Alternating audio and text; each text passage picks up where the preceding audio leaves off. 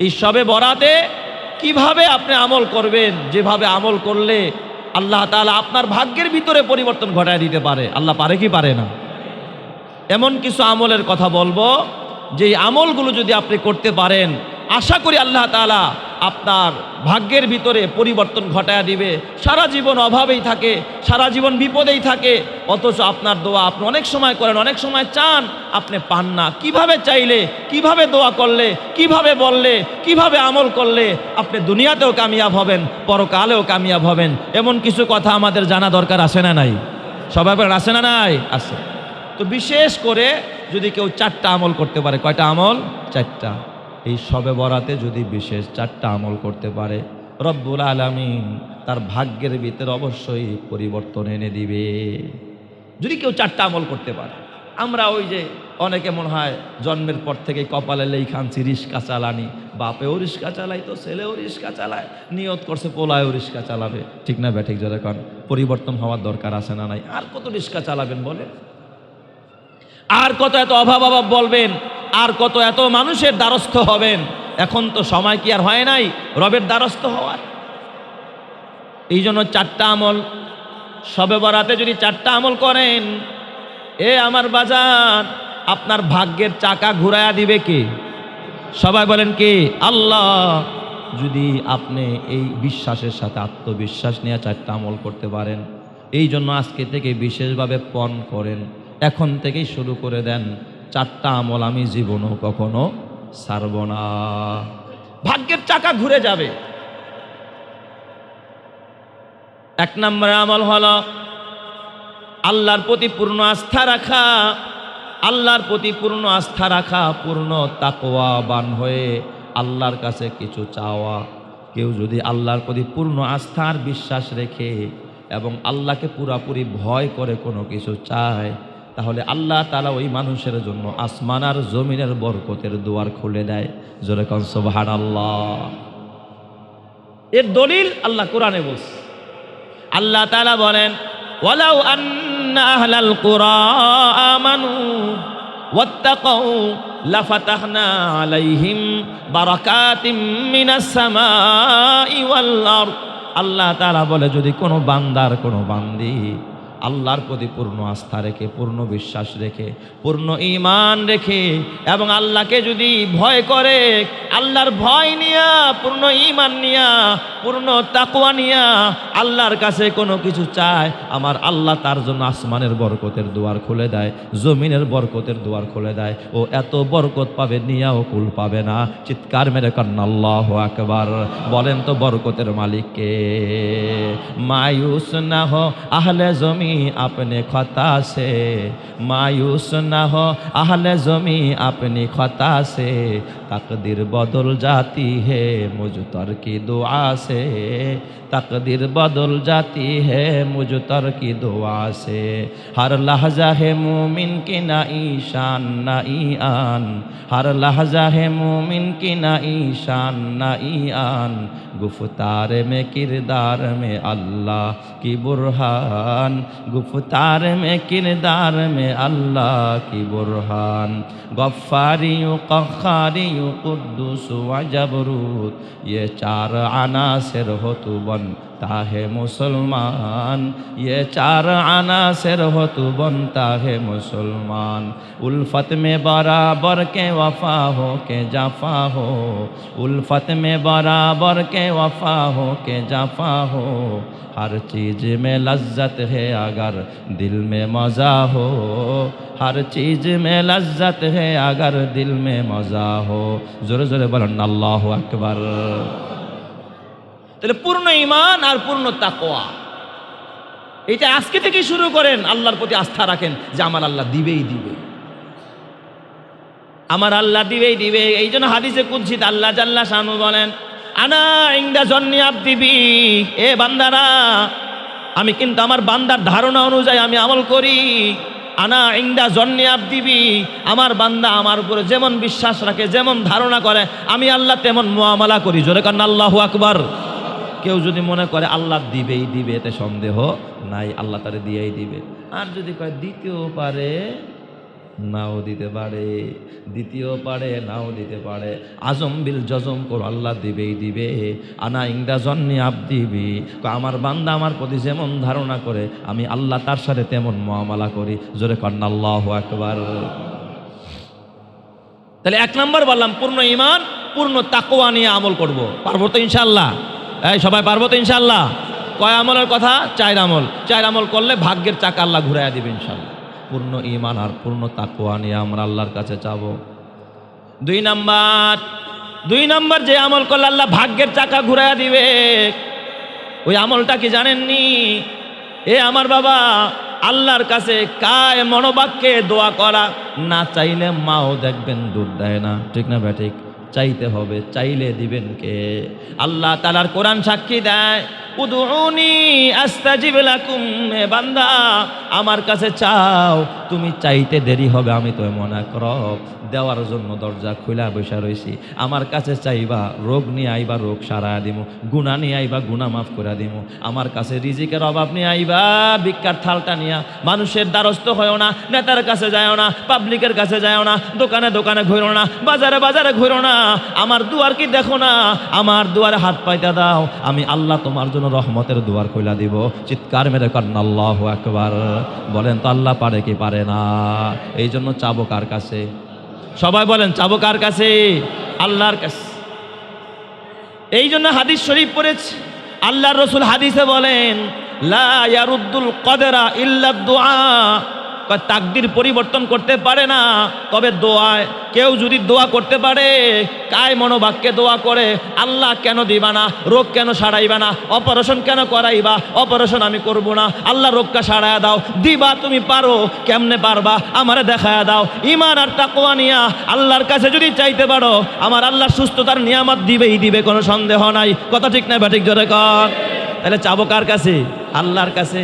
এই চাওয়াকেই আরবিতে বলা হয় দোয়া। চাওয়াকে আরবিতে বলা হয় কি? দোয়া।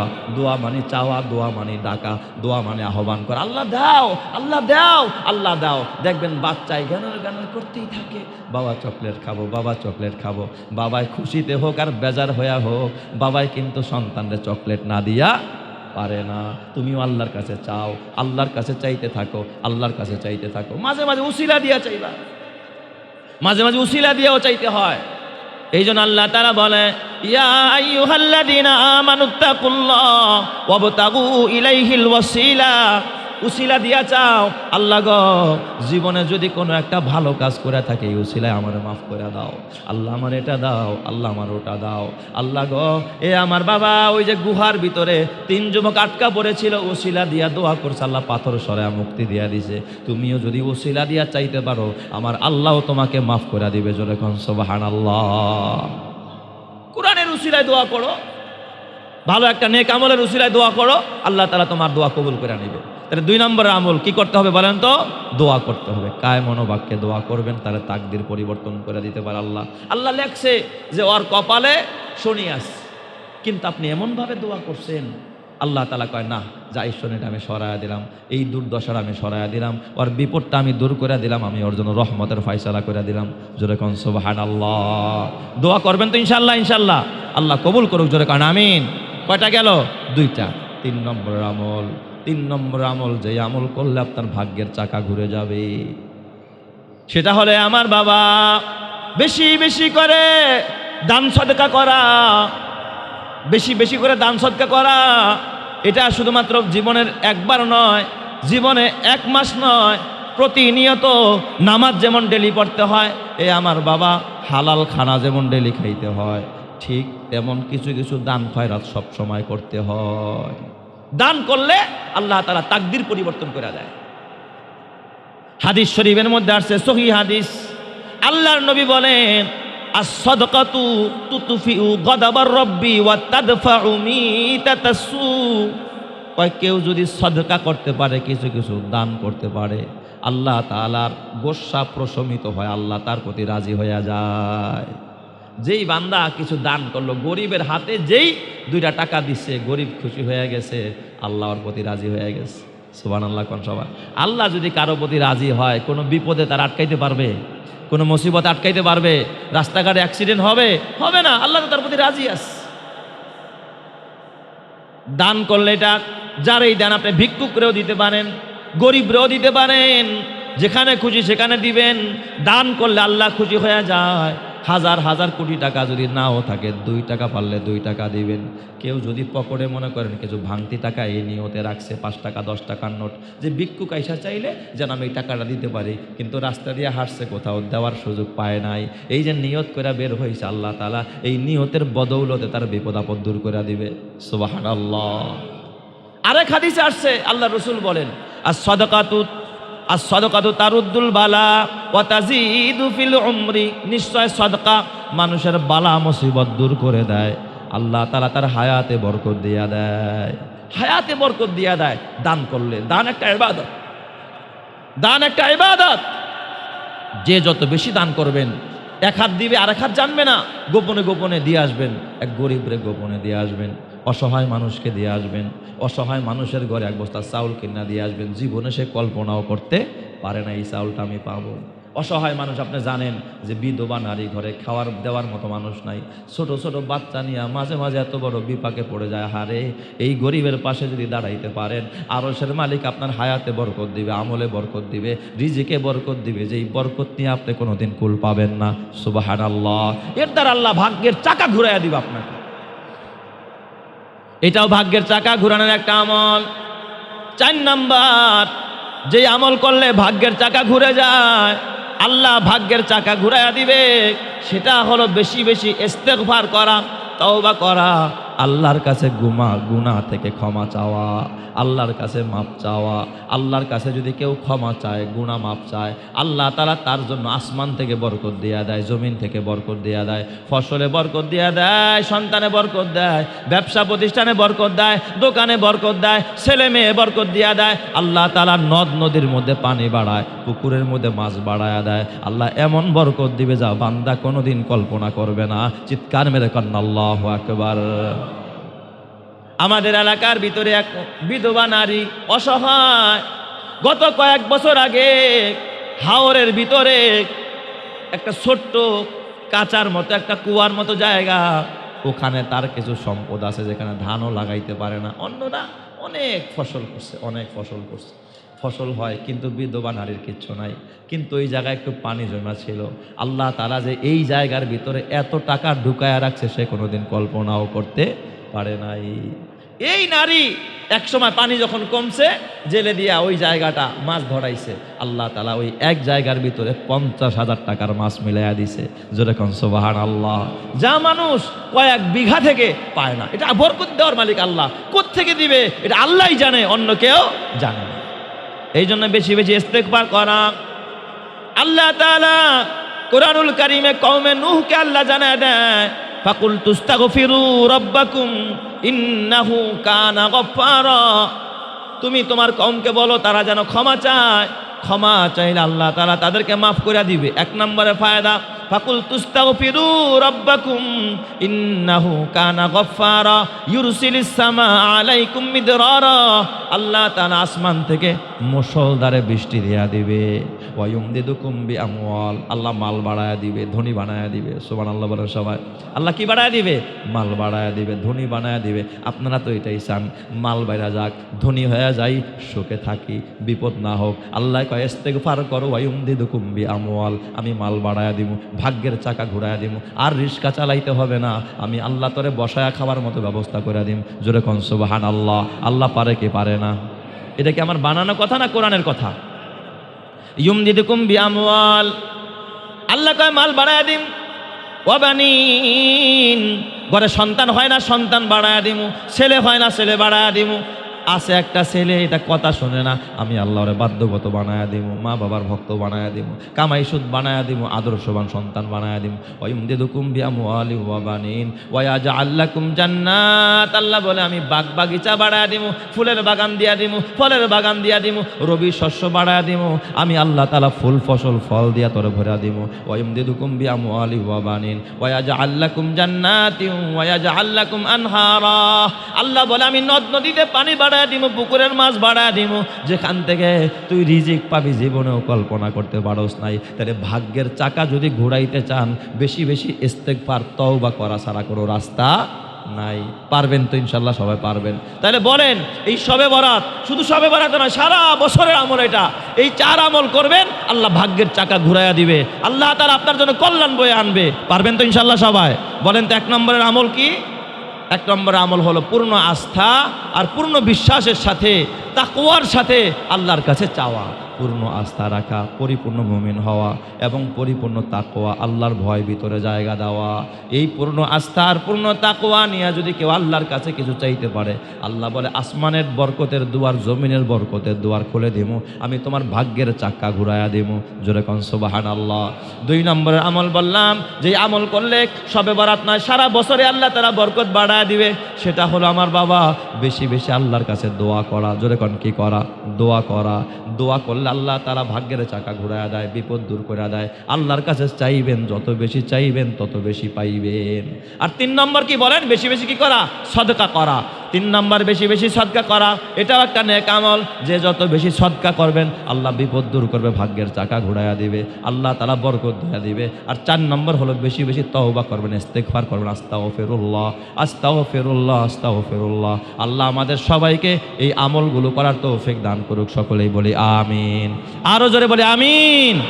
হ্যাঁ, তবে সুনির্দিষ্ট কোনো ইবাদত এই শবে বরাত উপলক্ষে নাই যে 12 রাকাত নামাজ পড়তে হবে, 200 রাকাত নামাজ পড়তে হবে, সূরা ইখলাস 3 বার, সূরা ফাতিহা 4 বার, এই রকমের সুনির্দিষ্ট কোনো ইবাদত নাই। আপনি এই শবে বরাতে ঘরে বসেও ইবাদত করতে পারবেন, মসজিদে গিয়েও ইবাদত করতে পারবেন। অনেকে আমরা মনে করি না রে, ঘরে বসে ইবাদত করা যাবে না, এটা ভুল ধারণা। আপনি চাইলে ঘরে বসেও ইবাদত করতে পারবেন, চাইলে মসজিদে গিয়েও কি করতে পারবেন? ইবাদত করতে পারবেন। আপনি যেখানে খুশি সেখানে গিয়ে ইবাদত করতে চান, করতে পারবেন, কোনো বাধা নাই। তবে হালুয়া রুটি নিয়ে পড়ে থাকেন না। আমাদের সমাজের মানুষ কিছু হালুয়া রুটি নিয়ে পড়ে থাকে, হালুয়া বিলাইব কোন সময়? ওই সময় মসজিদে যাবো ইনশাল্লাহ। হালুয়া যখন বিলায় তখন মসজিদে আসে, এইটা ঠিক না। আপনার হালুয়া রুটি খাইতে মনে চায়, সারা বছর খান, কেন এই উপলক্ষে আপনাকে খাইতে হবে? এরপর আতশবাজি, এগুলো করা যাবে না, এগুলো গুনাহ, এগুলো অন্যায়। এরপর মসজিদ লাইটিং করা, এটা বেদাত কাজ, গুনাহ হবে। কেউ যদি মসজিদ লাইটিং করে শবে বরাত উপলক্ষে, গুনাহ হবে, 2 পয়সার সওয়াব হবে না। কেউ যদি দেখাইতে পারে 2 পয়সার সওয়াব হবে, তাহলে সব লাইটিংয়ের খরচ আমি দিয়ে দেবো ইনশাল্লাহ। কেউ যদি একটা দলিল দেখাইতে পারে যে লাইটিং করলে সব হবে, আসে না নাই? মসজিদ আলোকসজ্জা করে ফেলায়, জিগজাগ বাতি লাগায়, এটা কি মাজান নাকি মিয়া? আপনি যে আলোকসজ্জা করবেন মসজিদে? কবরস্থান আলোকিত করে, কবরস্থানকে আলোকসজ্জা করতে দিব না। আমি মনে করি কালসি কবরস্থান আমার, আপনার, সবার, আপনার আত্মীয় স্বজন এখানে সওয়া, কেউ মন গড়া ভাবে এই কবরস্থানে যেন বেদাত করতে না পারে, আপনি বাধা দিবেন, আপনি গিয়ে তাদেরকে বুঝাইবেন এই কবরস্থানটা কি করে, পুরা আলোকসজ্জা করে। আর নারী পুরুষ যুবতী মেয়েরা তারা রাত্র 12টা-1টা বাজে গিয়া কবরস্থানের মধ্যে আড্ডা দেয়, কবরস্থানের মধ্যে জাহান্নামের আগুন জ্বলে। এদের কারণে আমরা আলোকসজ্জা করতে দিব না, দলে দলে কবরস্থানে যেতে দিব না। যদি যেতে হয় একা একা যাবেন, দলে দলে নয়। মার কবরের পাশে গিয়া দোয়া করবেন, বাবার কবরের পাশে গিয়া দোয়া করবেন, দলে দলে বন্ধু বান্ধব নিয়ে এরপর সেলফি তুলে আসছি কবরস্থানে, দেখ লাইভে যায়, এই যে দেখ কবরস্থানে আসছি, এটা সওয়াবের পরিবর্তে গুনাহ হবে। ঠিক না ব্যাঠিক জোরে এখন? আসে না নাই? আসে না নাই? আর নাম দিছে এটা জাগনা রাত। আরে আমি কি জাগনা রাতের কথা বললাম না ইবাদতের রাত? এর দাম দিছে জাগনা রাত। সারা রাত ঘুরে বেড়ায়, এক রাকাত নামাজও পড়ে না, সারা রাত দলে দলে ঘুরে। তুই কই আসোস? আমি অমুক জায়গায়। কয় আয়, আয় রাব্বানিতে খাই। কই খাবি? কয় আয় অমুক জায়গায় খায়ালই, অমুক মসজিদে খিচুড়ি দিতেছে, তাড়াতাড়ি আয়, খায়ালই দোস্ত, আয় খাওয়া, খায়ালই। খাওয়ানের রাত, এটা খাওয়ানের রাত না, এটা গুনাহ মাপের রাত। কথা ঠিক না ব্যাঠিক জোরে কর? এই সমস্ত কুসংস্কার আমরা করব না। এ যুবক ভাই, তোদের হাতে পায়ে ধরে বলে যে আমরা কুসংস্কার করব না। আমরা শবে বরাতকে ইনশাআল্লাহ আমরা নবীর তরিকা অনুযায়ী, সাহাবীদের তরিকা অনুযায়ী, কোরআন হাদিসের দৃষ্টি অনুযায়ী আমরা এই রাতে ইবাদত করব, আল্লাহকে ডাকবো। পারবো তো সবাই ইনশাআল্লাহ? বলেন তো কয় তারিখ শবে বরাত? হ্যাঁ, এই যে এখন 2 দল হয়ে গেছে। কয় তারিখ? 3 তারিখ না?